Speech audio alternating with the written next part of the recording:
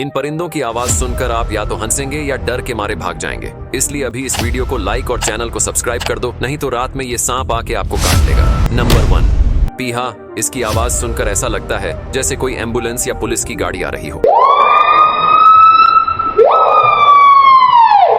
Number 2, white bellbird. ये अगर किसी शहर में आवाज लगाए तो लोगों की रूह कांप जाए, क्योंकि इसकी आवाज एक वार्निंग सायरन की तरह होती है।